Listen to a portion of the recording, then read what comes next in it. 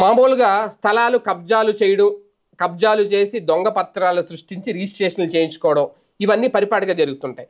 అవి ఎక్కడ జరుగుతుంటాయి? ఎవరో ముక్కు ముఖం తెలియని వాళ్ళు, లేదంటే ఎక్కడ స్థలాలు కొనేసి విదేశాల్లో ఉంటున్న వాళ్ళు, పక్క రాష్ట్రాల్లో, పక్క ప్రాంతాల్లో ఉంటున్న వాళ్ళ మీద కన్నేసి కొంతమంది కబ్జా కోర్లు చేసే పని. ఎవరైనా ఏ ఎమ్మెల్యే స్థలమో, మంత్రి స్థలమో కొట్టేయాలని చూస్తారా? కాస్తంత భయపడతారు. ఎమ్మెల్యేలు కూడా కబ్జాలు అవ్వచ్చు. కానీ ముఖ్యమంత్రి స్థలం కొట్టేయాలని చూస్తారా? ఇప్పుడు ఆంధ్రప్రదేశ్లో అదే జరిగింది. ముఖ్యమంత్రి చంద్రబాబు నాయుడు గారి పేరు మీద ఉన్న స్థలం మీదే కన్నేశారంట కొంతమంది కబ్జాదారులు. అది ఆలస్యంగా వెలుగులోకి వచ్చింది. వాళ్ళు దొరికేశారు కూడా, నకిలీ రిజిస్ట్రేషన్ చేయించుకోవడానికి సిద్ధమైతే.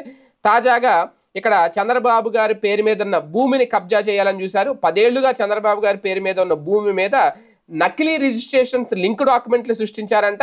చివరికి బ్యాంక్లో రుణం తీసుకోవాలని ప్రయత్నించి అడ్డంగా బుక్ అయిపోయారు వాళ్ళు. బాపట్ల జిల్లాలో ఈ ఉదంతం అయితే చోటు చేసుకుంది. రాష్ట్ర వ్యాప్తంగా సంచలనంగా మారింది. వాస్తవానికి టీడీపీ మీద అభిమానంతో బాపట్లకు చెందిన మువ్వా భాస్కర్రావు 25 ఏళ్ల క్రితం 9.5 సెంట్ల స్థలాన్ని పార్టీ కార్యాలయం నిర్మాణానికి విరాళంగా ఇచ్చాడు. కానీ ఆయన ఆశ నెరవేరలేదు.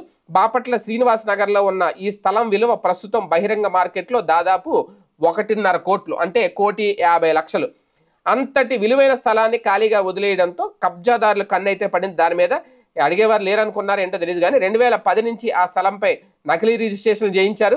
ఇలా 15 ఏళ్లుగా రకరకాల పేర్లు మార్చి లింక్ డాక్యుమెంట్లు తయారు చేశారు. ఆ పత్రాల ద్వారా ఇప్పుడు బ్యాంకులో రుణం తీసుకోవాలని వెళ్తే అసలు నకిలీ బాగోబాతో అంతా బయటపడింది. అయితే బ్యాంక్ అధికారుల విచారణలో స్థలం సీఎం చంద్రబాబు పేరు మీద ఉంది అనేది వెలుగులోకి వచ్చింది. దీంతో వాళ్ళు వెంటనే బాపట్ల ఎమ్మెల్యే నరేంద్ర వర్మకి సమాచారం ఇచ్చారు. నరేంద్ర వర్మ పోలీసులకి సమాచారం ఇచ్చారు. దాంతో ఆ కబ్జాదారుల ఆట అయితే కట్టింది. రుణం కోసం బ్యాంకును సంప్రదించిన వ్యక్తిని పోలీసులు అదుపులోకి కూడా తీసుకున్నారు. వాస్తవానికి ఓకే, ఇదంతా బాగానే ఉంది. చంద్రబాబు నాయుడు గారి స్థలం కాబట్టి బ్యాంకు వాళ్ళు కూడా వెంటనే పరిశీలించి స్థానిక ఎమ్మెల్యేలకు చెప్పి కేసు పెట్టించేశారు. మరి అన్ని విషయాల్లో కూడా అలా జరిగితే బాగుంటుంది. సాధారణ వ్యక్తులకు స్థలాలు కూడా కబ్జాలు చేసేసి నకిలీ డాక్యుమెంట్లు సృష్టించి ఆ డాక్యుమెంట్లతో బ్యాంకులకు వెళ్ళి రుణాలు తెచ్చేసుకుంటున్నారు చాలామంది. అప్పుడు కూడా బ్యాంకులు అలా గుర్తించి సదరు అసలు వ్యక్తికి చెప్పి వాళ్ళతో కూడా పోలీస్ స్టేషన్లో కేసు పెట్టిస్తే నిజంగా చాలామంది కబ్జాదారులకు ఒక అడ్డుకట్ట వేసినట్టు అవుతుంది. అంటే ఇక్కడ బాబు గారిది కాబట్టి, ముఖ్యమంత్రి చంద్రబాబు నాయుడు గారికి కాబట్టి ఓకే చేశారు, తప్పేం లేదు. అలాగే చాలా జరుగుతున్నాయి కదా రాష్ట్ర వ్యాప్తంగా, చాలా చోట్ల కబ్జాలు చేసేస్తున్నారు. కబ్జాదారులకు వాళ్ళకి కాదేది కబ్జాకు కనర్హం అన్నట్టు జరుగుతోంది. ఓకే, మొత్తానికి ఇక్కడ విషయం ఏంటి అంటే ముఖ్యమంత్రి చంద్రబాబు అంటే అప్పట్లో 2010 నుంచి ఉంది కాబట్టి అప్పటి నుంచి వీళ్ళు దొంగ డాక్యుమెంట్లు సృష్టించుకుంటూ వస్తున్నారు కాబట్టి చివరికి ఇప్పుడైతే అడ్డంగా దొరికేశారు.